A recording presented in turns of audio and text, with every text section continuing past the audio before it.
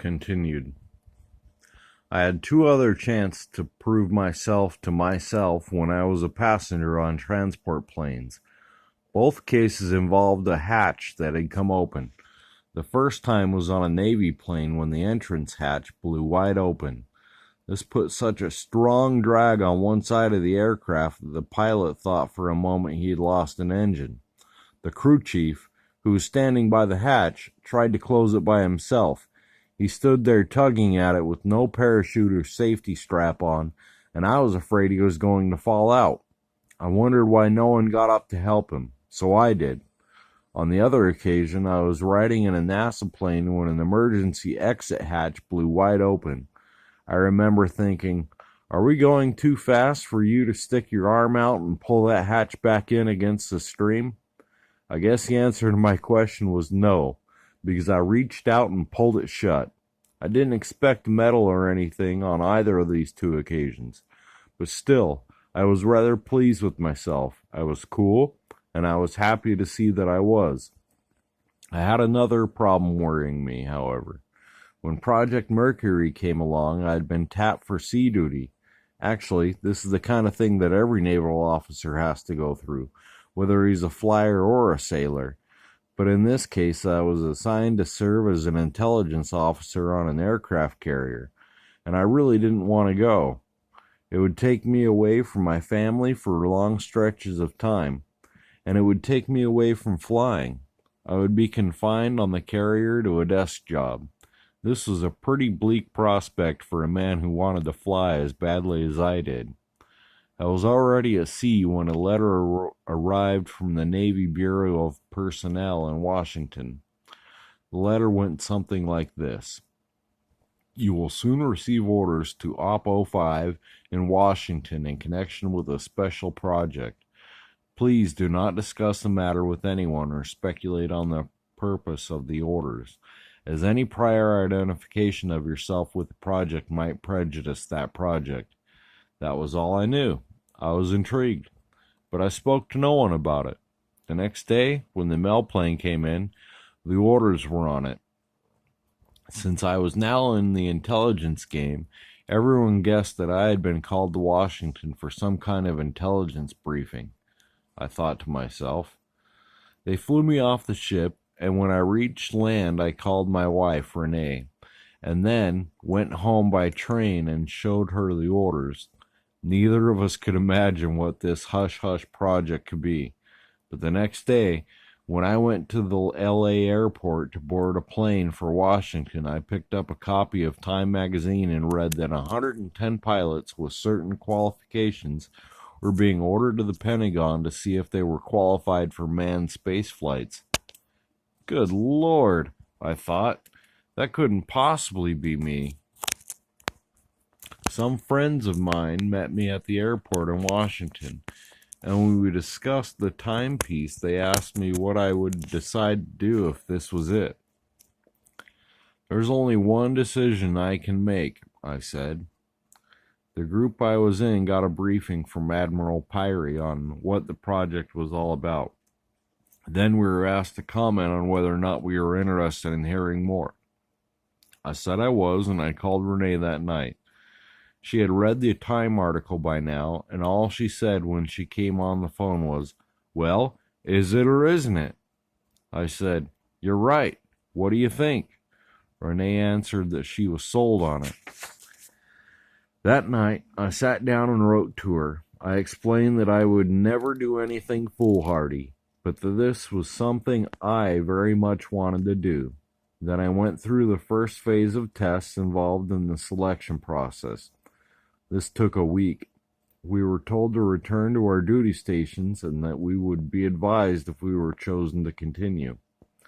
I had to go to sea again.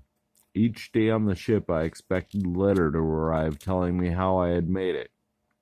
But when a whole week went by with no answer, I figured they had notified everybody who had made the grade and were trying to draw up a real smooth explanation for those of us who hadn't.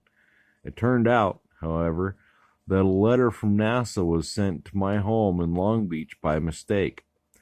Renee got it on a Tuesday. It said, in effect, You've been chosen to proceed with further interviews and tests in connection with Project Mercury. Please call this number in Washington by noon on Monday if you wish to continue." This meant that my answer was already a day late. So Renee got on the telephone and informed Washington that I wished to continue. I went back to the mainland 2 more times to complete the test, which finally weeded 32 of us down to the final 7. While I was waiting to see if I had been picked for the team, I had to go back to my ship once more. She was in port in Long Beach now, but she was due to sail almost immediately for another 6-month cruise, and I was in for a fairly close call. The day before the ship left, I got word from the officer of the Donlin, the associate director of Project Mercury, who was in charge of putting together the team. Mr. Donlin said, "We'd like to have you aboard." I said, "Fine, I'll be your hardest worker." Then I went back to the ship. I was elated, but there was no time to celebrate.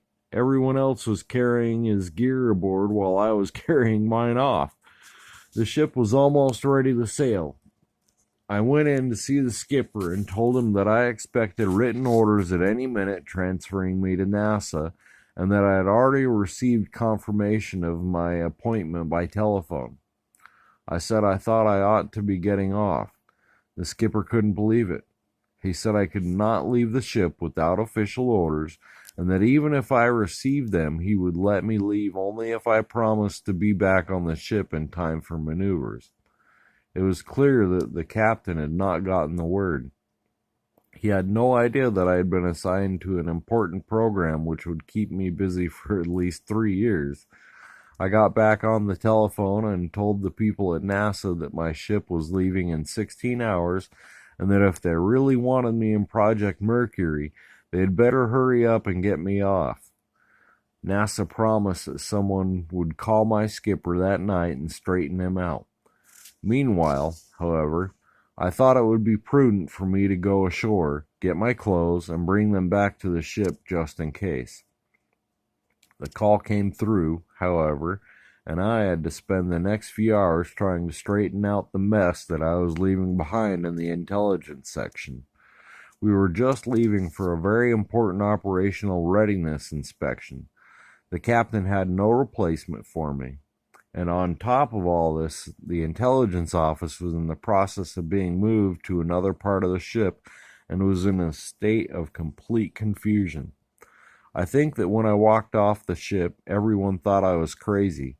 I remember that the poor captain asked me what this was all about, and I tried to tell him. "I'm going to ride the nose cone of an Atlas III times around the world," I said, and he said, "Wow." I think one of the main reasons I made the team, aside from the knowledge of navigations and communications that I could bring to it, was that I managed to do quite well on the physical tests. Just a note here, the comment on riding the nose cone of the Atlas rocket, and the reason that this might have sounded a little absurd is the Atlas rocket was, as it stated there, was at that point a rocket. It wasn't ever known as being a manned vehicle. It was more or less a missile. A missile, like you'd think of a surface-to-air missile or a surface-to-surface missile. So that would probably sound pretty absurd, but I'll continue. I was the sort of physical specimen they were looking for, I guess, and I was in good shape. The doctors confided to me when they were totting up the scores that I had broken 5 of their records. The treadmill was one of these. This was a walk that moved uphill underneath you at a constant speed, and you had to keep pace with it with your legs. It was like climbing a mountain that kept getting steeper and steeper, and it was tiring, to say the least. But it was immensely satisfying to me to know that I kept going longer than anyone in my group. These were the most difficult tests, the one that tired you out. The doctors had us all wired up, of course, and were listening to all the important functions of our bodies so they could tell if we were in trouble. We could have been in real trouble, no matter how well motivated we were, if we were not in good shape.